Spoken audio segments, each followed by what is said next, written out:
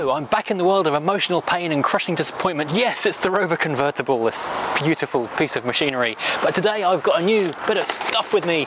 It is a MEMS ECU, which says somewhere on it, Rover, because I'm going to take out the ECU off this car, put this new one on. I've got a key fob in here as well, so hopefully with this in, the immobiliser might come off and I can drive around the car park. Yay! In theory, this will be yet another really easy task, which will take 10 minutes and then I'll be driving away in a working car. In practice, of course, we know this car now, don't we? Nothing ever goes as planned. So first of all, I'll disconnect the battery, unbolt this thing, lift it out, bada bing, job done. Robert, as they say, is your father's brother. Right, so 13mm spanner. Oops. Battery disconnected. Right, these look like 10s, or they're going to be smaller, aren't they? They're going to be smaller than 10. You know that. I know that. We all know that.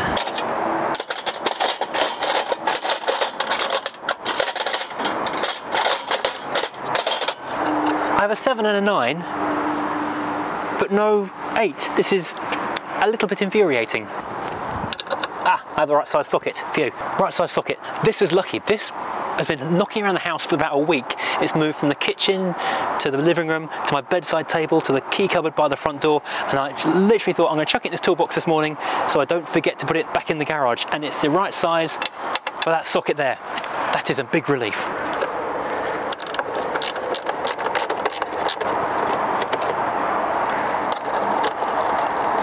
Right, where's the third bolt on this? Must be at the bottom. I realise this is way longer than it needs to be, but this long extension bar for some reason will no longer go onto the socket, the driver, so I have to connect it up to the long short bar as well every single time. Oh, that's only finger tight anyway. Right, where's the third socket on this thing? Oh, it comes out now. What do you know, I didn't need to do that. That comes off, a little screwdriver, or just a little wiggle. That comes off. Right, one dusty cruddy old one, complete with spiders on it. Let's go find the new one. Right, so hopefully this will be as easy to install as the old one was to deinstall. Click, click, can't click every trip, as they say. This one I think is like a vacuum advanced tube, effectively on a carburettor. Goes to a meter inside there. Because no one need the old nuts and bolts off that. Socket. Should be an 8mm. I'm actually using a 9/16 because it's what I've got here in the car park. Do you remember that episode of Roadkill where they didn't want to keep going back and forth to home when they forgot stuff, so they just took the El Camino to Summit Racing parking lot and just changed an engine in the car park? That's what I wish I'd done there. It's gone to Rimmer Brothers or somewhere and just parked in the car park and gone everything in that one place.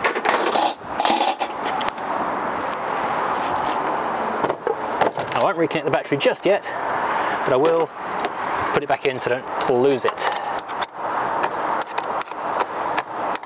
Right, so that was the MEMS fitted. This is the 5AS, which is the other bit of the alarm system I need to be changing, and those two are linked, so when you change one you have to change the other.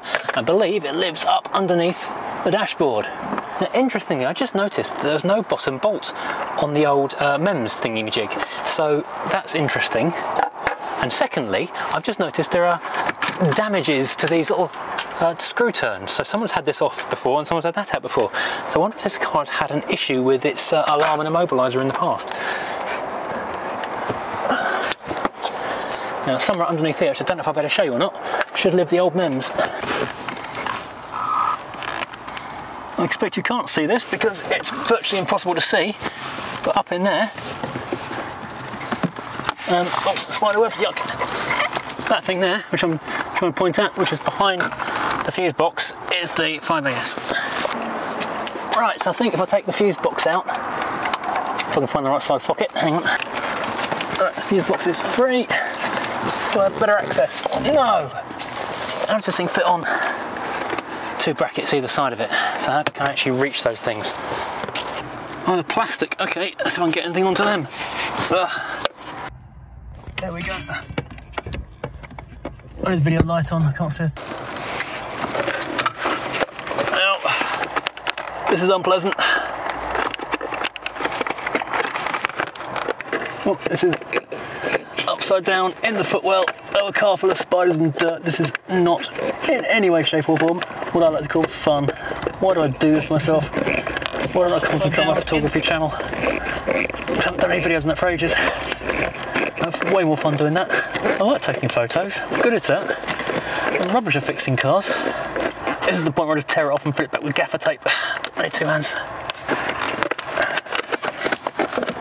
Right, so the thread appears to have gone on the plastic nut holding the old one in, so I've just unplugged it and plugged a new one in. Really just to see, because I want to see if this works or not before I waste any more time on this beautiful car. So that's connected, the AS5 is connected. Reconnect the battery. Ouch, bash my finger into the MEMS thingy-majig. Shut the bonnet because we think there's an alarm sensor on that. Then, this one I believe is the working fob. This is not the working fob. Oh, it is, it worked, it locked the car! Look at that! It unlocked the car! This is exciting now. This is actually exciting. Will the car start? Oh. Oh! Oh, it nearly.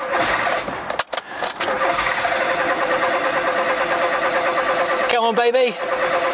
Mine's got 8-year-old petrol in it, or 7-year-old petrol in it, so let's not go crazy here. Nearly. I wish I reconnected the alternator now. Oh, well, reconnected. Put the belt back on it. Look at my knuckles. I'm bleeding. Oh, it wants to go. It wants to go. Oh, come on, baby.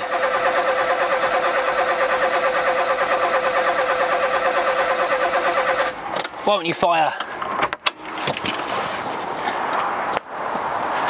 This is so close.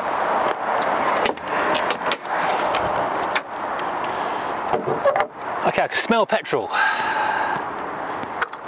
Let's look at the spark plugs quickly.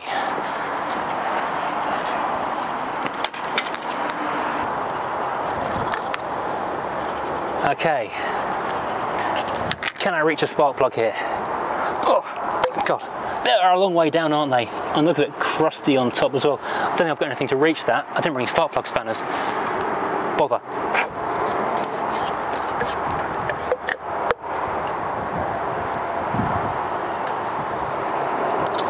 Oh, won't you go? Why aren't you firing? Why aren't you start, you little monkey, little thing, you... Everything is here, it should be going.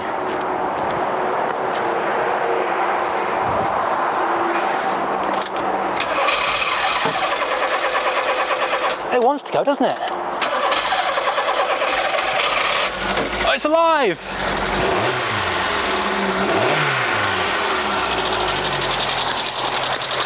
It runs!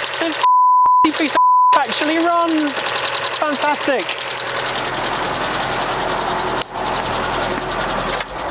Okay, so I think it deserves a new set. Oh my God, look at that! There appears to be a bunch of insulation tape around the HT leads. So I think a new set of HT leads and some new spark plugs would not do any harm at all. I'll add that to my list of many things to buy for this car. Right, let's go and sort fixing that 5AS out. Right, let's take it for a first drive. I can't go far because the alternator belt isn't on, so it's going to die or run out of oomph in a little while. Yeah, the alternator light is on. Oh, it moves! It moves under its own steam! How cool is that? Brake's a bit soft. Okay, we have movement. The engine feels alright. Brakes are really, really spongy. I either need to sort out a new set of discs and pads, and certainly more likely a set of what do you call it? Brake fluid flash, because this is going to be very, very tired indeed.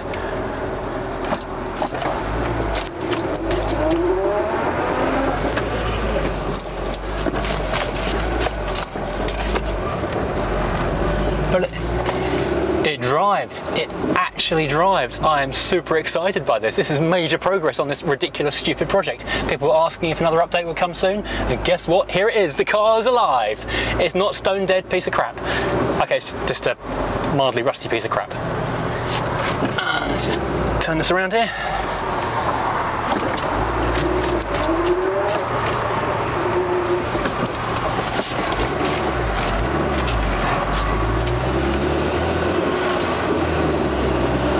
You can feel the tyres are absolutely rock hard. They're just thumping around. You can tell they're going to fall apart fairly soon. More than about 10 miles an hour. Oh, fantastic. This is good news. This is... Now, I'm going to try something quickly. With the engine running, chugging away, let's take this off. Let's see if the roof goes up under its own steam now. Oh, no. No. The roof does not go up under its own steam. That is well and truly knackered. Okay, we've got success. We've got progress on this ridiculous project. Right, I'm gonna take the battery home and recharge it now because it's been flattened by my escapades around the car park. Phew, this is good news, isn't it? You wanted an update? You've got an update. This thing is gonna be saved. Hurrah! Well, this is good news. I'm actually happy with this car for once, which isn't something that happens very often. So yeah, thanks for watching. I hope you've enjoyed this little, very, very short update on the 200 Cabrio, which is going to make progress soon. I'm going to have to take it home in the very near future so I can actually get the welding done, and then I can actually get it to an MOT, because that's really the next step. And the roof isn't an MOT thing. The roof is a not getting wet in the rain thing. I don't think you have to have a working Cabrio roof for a MOT, because it's not a safety thing, is it?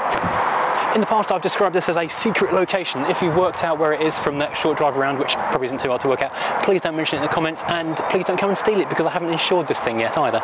So thanks guys. If you've liked this, please hit like, please hit subscribe. If you want to help support the channel, go and grab some furious driving stickers, t-shirts, mugs, or even better, the Rover stuff. I love the Rover 200 merch we have, the mugs, the t-shirts, stickers. They look so good. I love my yellow and blue Tomcat t-shirt from the front. That's the same colour as this. Right, next up, I don't know, transport it home and weld it, or fit new tyres and do the roof here? I don't know, cup of tea certainly, that's one thing that's going to happen right now. T-shelf,